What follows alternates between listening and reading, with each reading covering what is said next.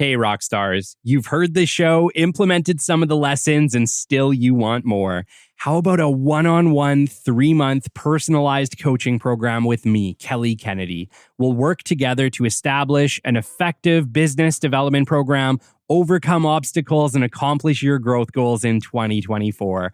To book your free discovery call today, shoot me an email at podcast@capitalbd.ca or book coaching directly from my LinkedIn profile. Book your discovery call now and take that next step in your journey towards success. Your future starts today. Welcome to episode 149 of the Business Development Podcast. And on today's episode, I'm going to give you 10 tips to take your meetings from good to great. It lies in the preparation. Stick with us, guys. This is an episode you are not going to want to miss. The great Mark Cuban once said, "Business happens over years and years. Value is measured in the total upside of a business relationship, not by how much you squeezed out in any one deal." And we couldn't agree more. This is the Business Development Podcast, based in Edmonton, Alberta, Canada, and broadcasting to the world. You'll get expert business development advice, tips and experiences, and you'll hear interviews with business owners, CEOs, and business development reps. You'll get actionable advice on how to grow business. Brought to you by Capital Business Development, capitalbd.ca. Let's do it. Welcome to the Business Development Podcast. And now your expert host, Kelly Kennedy. Hello, welcome to episode 149 of the Business Development Podcast. Wow, 149 episodes, quickly approaching 150 episodes, guys, of the Business Development Podcast. I still cannot even believe that we have come this far. You know, our 17-month anniversary of the show was last Saturday, so literally just coming off that weekend. And my gosh, it's crazy. You know, I was doing the math and we put out on average 9 episodes a month since the launch of this show.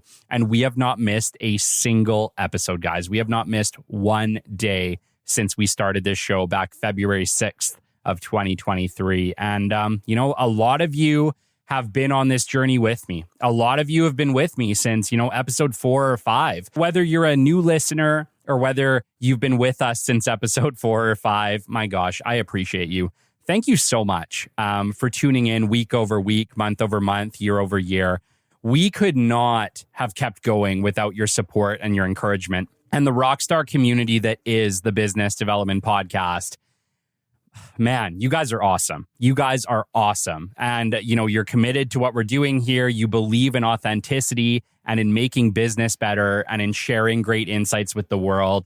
And you guys are all going to build a better business future than we ever had before. And, you know, I'm appreciative of all of you. I'm thankful for the kind words for each and every one of you. You know, we get so many people reach out and let us know how this show has impacted their life. And guys, I love that. Like, if you want to make my day, shoot me a message and let me know how this show is impacting your life, how something you learned on here has changed your world. It really is that like kickstart of motivation that really keeps this show going, keeps me motivated to show up week over week. You know, podcasting's hard, guys. I love it, but it's hard. It's a lot of work. It's a lot of preparation, making sure that we have amazing guests coming on and we're constantly improving the show. But, you know, when we get that feedback that what we're doing is actually helping people, the whole goal of this show was to improve the business community, was to help the business development people of tomorrow have more opportunity than I ever had, have more resources than I ever had. And I think we accomplish that every single week. And it's not just me, guys. It's, you know, it's myself. It's the help of our sponsors. There's a lot going on here at the Business Development Podcast and a lot of people who come together to make this happen for you. And so I just want to say to all the sponsors who have believed in us, to all the people who have helped me along the way, could not have done it this far without you, could not be approaching episode 150 without you, and honestly will not be able to continue long term without that support. And so we appreciate each and every one of our sponsors and everyone else who has contributed to what has become the Business Development Podcast. I could not do it without you. Show update. We are at 179,756 downloads. We are quickly approaching 180,000 downloads, guys. It's unreal. You can find us anywhere you listen to podcasts. We're now also on socials, YouTube, Instagram, LinkedIn. Come hang out with us. Come give us a follow and come join the conversations on LinkedIn, guys. LinkedIn is kind of our main world. It's really where our community hangs out. In the future, maybe we'll have community groups. We haven't gotten that far. Things are changing all the time. But for now, LinkedIn is the space, guys. So come give the show page a follow. Come give me a follow on LinkedIn. I appreciate it. And join the conversations. Throw some posts up on our latest clips and videos. We appreciate it immensely. We have released to date 69 expert guest episodes for your enjoyment, and we have 27 guest episodes pending release, guys. They are recorded, they are scheduled, they are pending release all the way up to January of 2025. So we have a stacked list. Obviously, you guys are getting the guest lists a month ahead. And so I hope that you enjoy it. I hope that you really enjoy the coming months of the Business Development Podcast. We are doing our best to grow, and we could really use your support to do so. Please do tell your friends and family, share with a colleague, share our posts, join our communities, give us a rating wherever you can. And if you really, really are ambitious, we love it when you leave us reviews. So do those things for us. It doesn't cost a dime, and it helps us immensely. The remainder of 2024, guys, is looking really bright. As always, we have some rock stars coming on this show. And I just want to say once again, before we get into today's show, thank you for all you've done. This is the last kind of chance I'll have to talk with you guys ahead of episode 150. But thank you. Thank you for your support. Thank you for sharing the show. Thank you for joining us and tuning in. And I look forward to many, many more with you. If you guys have questions regarding business development, you guys know I'm an open book. Shoot me a question, podcast@capitalbd.ca, or feel free, like I said, to reach out to me on LinkedIn. If you reach out to me on LinkedIn, if I can help you, I do. So feel free to shoot me a question. And if I can help, I will. Okay, let's just get into it, guys. So episode 149, I wanted to talk about 10 things to take meetings from good to great. Everything we do in business development is designed to get us to the meeting, right? And I get so many questions because I know the meetings start to become the real challenging point. When we're being really successful in business development, we're probably booking a lot of meetings, but meetings can be one of these places where we struggle with. And, I struggled with them for a long time, more so because I was struggling with meeting anxiety. I guess it would be called performance anxiety or stage fright. I used to struggle with meetings. And so we're going to chat about that today. Really, what you want to do in a meeting, to just keep it cut and dry, is we need to ask the right questions to better understand our customers. But everything we do in business development is to get to that meeting. So remember, guys, everything we do in business development is to get to the meeting. However, if we do not prepare and handle meetings effectively, all that work can be for nothing. So today, let's discuss how to take your meetings from good to great. Before we get started, congratulations, you booked the meeting. Pat yourself on the back, right? Business development is about meetings. What do we measure? What do we care about? We care about opportunity. Opportunity comes from meetings. So if you're at this stage, this is the stage you're struggling with, you're already killing it. And so pat yourself on the back. If you can get to meetings on a consistent basis, your business development game is awesome. If you can just improve that meeting game just an itty bitty bit, it's just going to skyrocket your level of success, right? Meetings can be challenging, more so because when we're doing prospecting, a lot of it is a one-way communication. We're sending quite a bit of information. We might be asking a quick question, but we're typically then asking, hey, let's get into a meeting where we can further discuss this. So meetings do tend to be the more challenging place for a lot of business development people. And if you can just follow a certain set of steps, if you can think about it and pre-plan your meetings, you are going to have so much more success. Because if you know why you're going to the meeting and the outcome you want, and as much as you can find out about your customer, it's going to put you in such a better place to be able to carry that conversation and hopefully lead the questions to an outcome that you desire, okay? But our first step as we go down this path is to send a calendar invite, guys. So, I can't tell you, I had a while ago, I had somebody want to book a meeting with me and they didn't send me a calendar invite. And then they reached out to me on the day and said, Kelly, hey, I know we're supposed to have a meeting today. And I'm like, we're supposed to have a meeting today? We've talked about this on the show so many times, right? I live by my calendar. First thing I do in the morning when I get up, check my calendar. What do I got going on today? It is so critical, and I live by my calendar. And if I do not get a meeting invite, I will not be attending your meeting. And really, that should be you too, and any of your customers if they don't get a meeting invite, okay? It's absolutely critical that we are living by our calendars, that we are always sending our meeting invites the moment we schedule the meeting, okay? So the moment you get off the phone, customers agreed, heck, do it on the phone. Customers agreed, send them a meeting invite for the exact date and time and location that you guys discussed, and just get it scheduled. Get it in the calendar. Follow up with that customer if they haven't accepted the invite in a day or two. Make sure that you are keeping on it and that you are getting accepted invites, guys. An unaccepted invite is not a meeting. If you send the invite, client doesn't accept it, it is not scheduled. It is not confirmed. We need confirmed meetings, okay? So, very first step when we're booking our meetings, send a calendar invite, have all the details in there, make sure the client accepts the meeting and it is confirmed. The moment it is confirmed, you are good to go, but you need that confirmation. You need the confirmation. Without the confirmation, the meeting is not scheduled. Your job is not done, okay? So I've seen a lot of people make this mistake. They book the meeting and they wait to send the calendar invite. Do not wait to send the calendar invite. Get it done first thing, okay? 2, make sure that anybody else who should be at this meeting is also getting a calendar invite. Okay? I always recommend, guys, we're in business development. Business development is typically not the product and service experts, right? We're not the ones performing the work when the work is ordered or purchased. I always recommend that in whatever meetings you guys attend as business development specialists, bring a product and service expert with you, right? There's somebody at the operation. There's an operations manager. There's a project manager. There's a president. There's somebody at the organization who knows way more than you about how you are going to actually execute the work if you get it, okay? Remember, you never have a guarantee of a second meeting.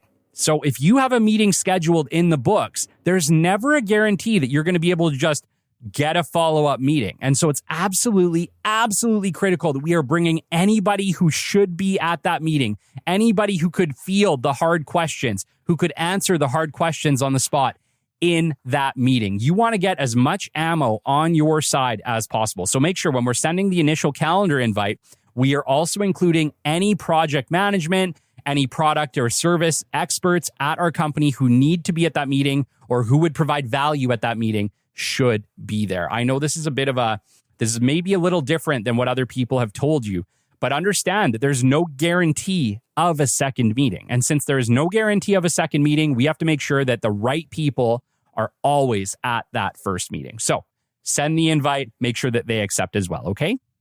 Number 3, I want you to consider the location. The location for the meeting is important. Thank God, we now live in a time where we have a neutral location called our homes, right? Most of us are working from a remote location. It does work as a neutral location. Nobody really has a power advantage in our homes through a Zoom call, a Teams call, Google Meets, whatever you're using. However, it's also not as personal, okay? And so obviously we live in a time where those things are great, and I say use them where you can or where it makes sense. Although, if you are doing business locally and the opportunity is available for you to have an in-person meeting, I do recommend those whenever and wherever possible. It's hard, right? I get it. Stepping away from your desk for a lunch or whatever can be a challenging thing. But let me tell you, if your goal here is to close business and build relationships, you are not going to be able to do it better than in person. Even with the clients that I originally meet with on Teams, on Google Meets or whatever, once we've kind of established a connection, if they're local, I do try to meet up with them. I do try to get in front of them and have a lunch meeting and really put a face to the name and have that person-to-person interaction to build an authentic relationship with them, right? The goal of everything we do should be to build authentic relationship that leads to repeat business over time. It's hard to do it through a screen. It's much easier to do it in person. However, the location does matter. There is a power imbalance when you have a meeting at a client's office, okay? At a client's office, they are in charge. They have a power advantage, and whether they realize it or not, it's subconscious, it gets used, okay? And this is just as equal for you at your office if a client comes to visit you. There's a power imbalance. The imbalance is in the salesperson or the business development specialist's favor. So wherever possible, when you are looking to make those initial introductions and exploratory discussions, have them at a neutral location. Have them at a coffee shop. Have them at lunch. Have them at a golf course. Whatever you do, you. But at a neutral location where nobody has a power advantage and you can connect together as two equal humans, okay? This is the best way to do an in-person meeting wherever you can do it. Obviously, once you've had a few of these meetings, let's say they become a client, them stopping in at your office or you stopping in at their office, not a big deal. But in the beginning, we want to alleviate any power advantage, okay? So let's do that in a neutral location. And number 4, if you guys are going to lunch or you're going to a golf course or whatever you're doing, make reservations where possible, okay? Make the reservation early and make sure that it's easy for your client to get to. Okay, so if you are on one side of a city, your client is on the other side of the city and you're going to go for lunch, figure out your client office location, find a restaurant that's close to them, guys. We want to make this as easy as humanly possible for our clients wherever possible. And so a nice courteous thing for you to do when you are booking a lunch meeting is to book it close to your client's office so that they can get finished with your meeting and they can get back to work. It is the right way to do it, guys. I highly, highly recommend that you don't make them come to you. Try to show that you're courteous and that you really want to make this as easy as possible for them. It is the right thing to do. And also, guys, one little bonus tip here. If you ask somebody for lunch, you pay. That's the rules, okay? Don't make them pay for lunch if you ask them to go to it. It's just a good rule to live by. It makes it very simple. I just think it's the right way to do it. All right, number 5, consider travel time and plan accordingly to be up to 30 minutes early. I do recommend, guys, being 30 minutes early to your lunch meetings or to any of your outer meetings. Why? That 30 minutes is really, really nice. One, who knows? Maybe you're traveling from a long distance. Like, I live in Canada. I live in Edmonton. There's a huge distance. It's 3.5 hour drive to the nearest large city. Okay. So if I'm going for meetings in that city, I have, 3 to 3.5 hours to get to the location. And then I still like to give myself a little bit of time just in case something happens. I hit traffic. I want to be prepared. I want to be there ahead of my client. Okay. And so getting to the location 30 minutes early is a great goal to always aim for. If you do, by some chance, actually get to show up 30 minutes early, it's great prep time. You can sit down, you can review your notes, you can review the information on your customer, you can review the talking points that you might want to touch on, you can bring out your notepad and start making notes. Man, that 30 minutes preparation, it goes a long way if you use it. And so one of the things that I always recommend is get to your location early, wherever possible, and give yourself enough time to get set up, do that last little bit of review, think about any questions or probing questions you might want to ask this customer, do any more corporate research or any more customer research based on the person you're meeting, and be extra prepared. There's nothing wrong with being too prepared. There's no such thing as being too prepared, okay? All right, number 6, know the goals of the meeting ahead of time. A meeting with a desired outcome is always more effective. Also, always have a secondary desired outcome, okay? It's always good to have a goal, right? We always want to have a goal. If you have a goal when you're going into a meeting, there's a pretty good chance you're going to achieve that goal. However, if things go awry, it's a conversation, it's a two-way street, and things do not always go as planned, the opportunity does not always present as planned, that's fine. Have a secondary option. Maybe the secondary option is, if this meeting doesn't go well, I just want to make sure that we can lock down another meeting in 2 weeks. Work to lock down that meeting in another 2 weeks at the end of this meeting. But figure out what your best alternative option is and always go into a meeting with obviously your main goal or your main objective, which for most of us is probably to close a new client. But if that does not go to plan that day, what's the next best thing that can happen? And go for that. But if we go into it without a goal or without a plan, we usually leave with nothing. We usually leave without an outcome, without anything. And so if you go into it with a goal, you are always going to have a better outcome than if you don't go into it without some type of goal, okay? So know your goal, know a secondary goal if the first one doesn't work out, and very likely you're going to get one of them. Number 7, get your marketing materials prepared ahead. Remember, bare minimum is your business cards, but You guys know I talk about this on the show all the time. Brochures are not dead, especially not physical brochures. Make sure that you bring with you brochures wherever possible. Make sure that they meet the client. They either speak to the client, their specific industry. At some of the companies that I've worked with, we have a general brochure, which is the main overview of the main company and all the services they provide. And then we create something that we like to call cut sheets. And what they are is they're industry-specific brochures. They're 1 page, maybe 2 pages. They insert into our main big brochure package. And what they do is they speak to the individual industry. So what I'm saying here is, if you are, for instance, going to an energy company meeting, you want to have an insert that speaks to what your company can do for an energy company. What do you do to serve oil and gas? What do you do to serve, hydroelectric or whatever it is you guys are dealing with? If it's the other way around and you're marketing to a mining company and your services apply there, have a cut sheet on how your services apply to the mining company. But you always want to speak to the customer. You want to speak to the customer in a way that they can relate. And so the more targeted that we can create the marketing material, the more that we can gear it exactly towards the type of customer we're after, the more effective you're going to be. So if you can bring marketing material like this to your meeting, I recommend it each and every time. Have your business cards, have your marketing material, always have something to give your customer. You can't ask for something unless you give something first. So a brochure and a business card is pretty much mandatory. We make sure that if I have them available, I always have them with me at every single meeting. And it just gives you something to give them. Usually they'll review it during the conversation, and it also can open up discussion based on your products and services and how they apply to that customer. So it's just a nice thing to have, guys. If you're not bringing brochures with you, I get it. We live in a digital time. There is still a place, though, for physical brochures, and in-person meetings is definitely that place. Number 8, guys, remember, arrive early. Do some research ahead of the meeting. Know as much about the person that you are meeting as you can find, okay? We live in the information age. If you are meeting with somebody in business, there is like a 99.999% chance you are going to be able to find them on LinkedIn, on a Google search, on the internet, their company. All that information is available for you to search. Don't be that person who didn't even look up the company. Don't be that person who didn't check out the LinkedIn profile of the person that you're meeting with. Know as much as you can ahead of the meeting. There's zero disadvantage to this, guys. There's nothing but upside to knowing as much as you can possibly find about your potential customer, your potential prospect, their company, their needs, what challenges they might be facing based on the type of company they are. These are all things that are readily available to you with a quick Google search or a quick LinkedIn search. Please, please, please, please, please do your background work ahead of the meeting.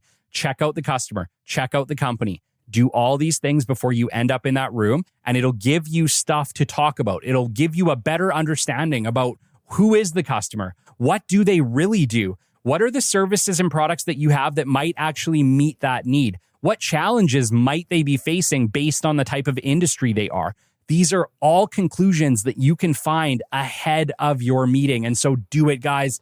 Do your background research, do your target research ahead of the meeting. Do not be that person who didn't even bother to look. That is a rookie mistake. And in 2024 and beyond, it's just mandatory. Look them up, learn as much as you can. If you can't find anything, fine, but the odds of that are slim to none. 9, guys, this might be one of the more important ones of this entire chat. We want to be genuinely curious, and we want to ask questions about our customer as well as build an authentic connection, okay? We are people first. Focus on that. We are people first, guys.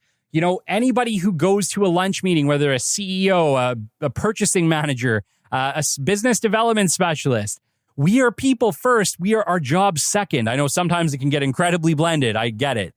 But the reality is we have likes, we have fears, we have personal things we love, we have families, we have vacations, we have motorcycles or other activities we love to chat about.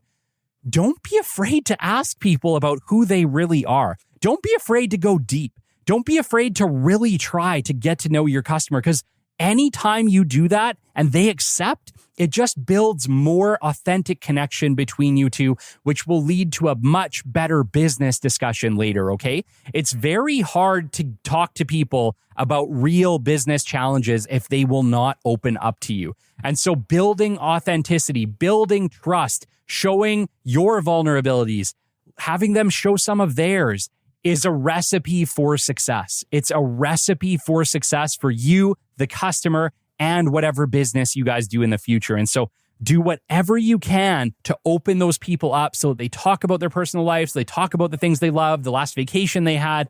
The business will always come. Focus on them. Focus on getting to know them as a person. Do they like their job? How did they end up in this position? Most of the people you're meeting with, that's their career. They've been there a long time. They've been doing that position for many years, maybe decades. Ask them about it. Ask them about their time, their career. How did they end up in that space? People love to tell their story. Let them tell their story. Ask questions that allow people to tell their story and watch your world change, okay? Ask lots of questions and listen very, very carefully. Remember, I've talked about this many times on the show, guys. I didn't get good at business development until I learned to stop talking. And I know that sounds really bad, a little bit. I still talk a lot, obviously, on this podcast, but the reality is when you are in conversation with somebody, the goal for you should be to learn as much as you can about that person while saying the least you possibly can. Because the more that you can let them talk, the more trust it builds with you, the more they enjoy the conversation with you. Give people the opportunity to tell their story without interruption. If you have questions, wait. Don't be afraid to write them down even as you go, guys. I talk about this all the time. It's literally the bonus tip. Have your notepads, right? Make sure that you're writing notes along the way, but don't be afraid to write down a question you have while they're talking. But do not interrupt them. Do not interject yourself. Let them finish their train of thought. Let them finish. And while they do that, listen intently and be able to truly understand what they're trying to say to you, because this is a superpower. And I didn't even realize it till honestly, I'm almost embarrassed to admit, but it took me many years before I realized how important it was to just listen to people and let them talk. And you would be surprised how many times that people have reached out and said, Kelly, you're really great at conversation. You're really amazing at conversation and business development. And the ironic thing to it is I probably said about 10 to 20% of the words during the entire conversation. Most of what I was doing was asking probing questions and listening. Do this. It will change your world. It'll make your customers like you more. It'll make you a better business development specialist because you're actually understanding their needs. Most people will tell you exactly what their challenges are and exactly what they're looking for. You just have to give them the opportunity to do so. Okay. Number 10, always end a meeting by asking these 5 magic words. What are the next steps? Guys, I want you to say these words until they are drilled into your brain. I want them to become so automatic that you go home at night and your wife or your husband are having a conversation with you and it ends and you say, okay, what are the next steps?